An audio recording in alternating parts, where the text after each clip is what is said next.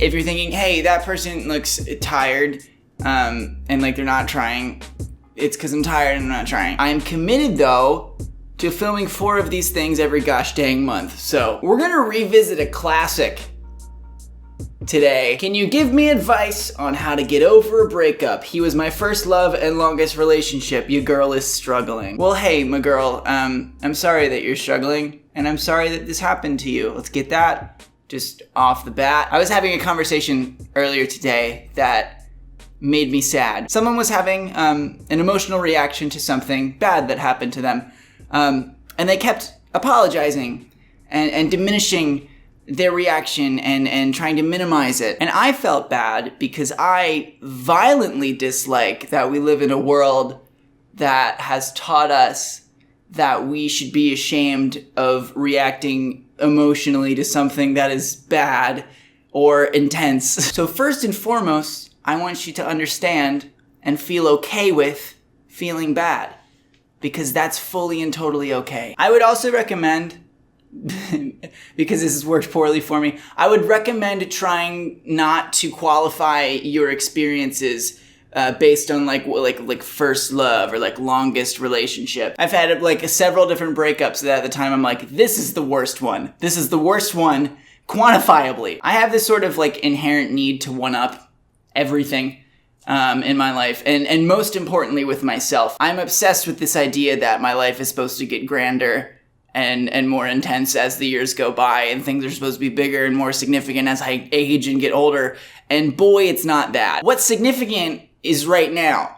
And that sounds so basic, so simple, so obvious, but I forget it constantly. So gosh dang, feel what you gotta feel right now, friend. But don't get so caught up in like quantifying everything that you're feeling right now, because it's feelings, dude, and it doesn't work that way. I feel like I have more experience in breakups than in relationships.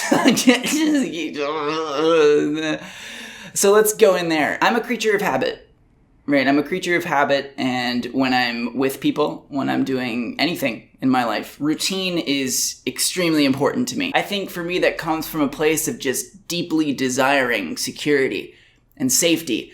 And so I try and create that in my life and in my relationships and in the way I go about things. Don't think that's inherently a bad thing. I think it's just the way that I do things. When a breakup happens, for me, my entire world is shaken, because I am always trying to build my world. A real big theme in my life right now is getting back to me.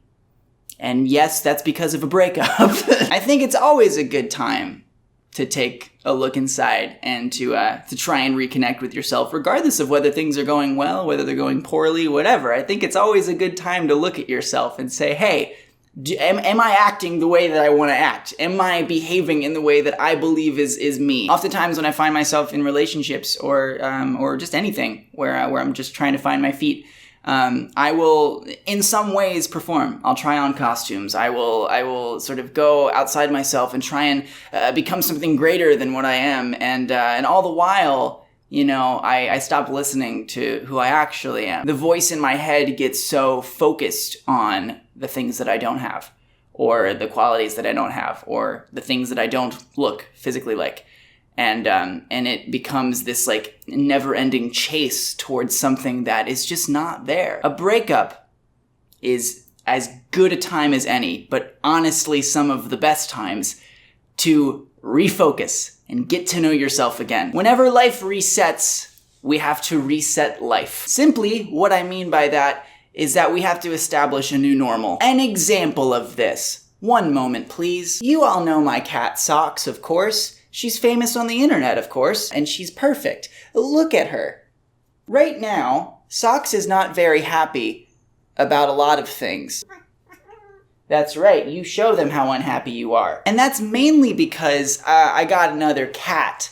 This is Sneakers. Right now, Socks doesn't really like this little baby boy. I hope eventually they do like each other. This is a clever way of introducing you to my new kitten, of course, but it's also an accurate analogy. Sneakers, in this situation, represents the breakup. A reshuffling of the routine and often shocking new introduction into your life that has shaken you to your core. Socks, in this case, is you.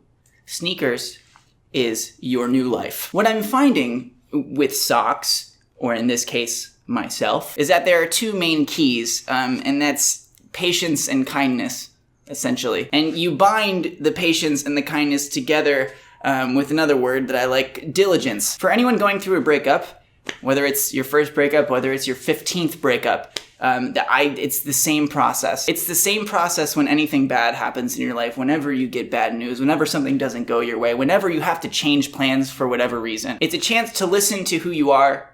It's a chance to listen to what you want.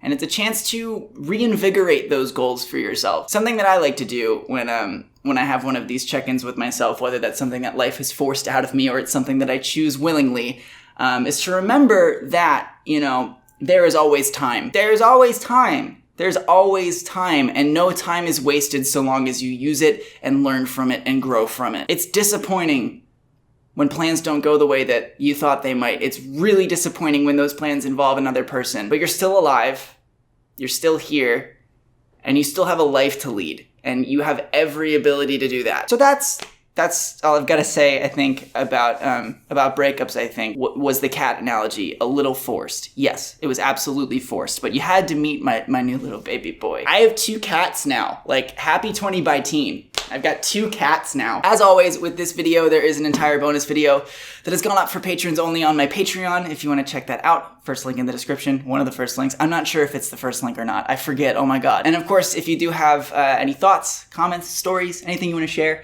please do so in the comments down below. But that's all I've got.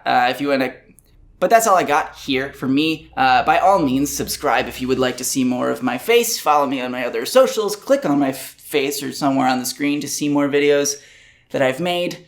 I love you a lot. I mean that. I'm gonna get some goddamn sleep. Okay.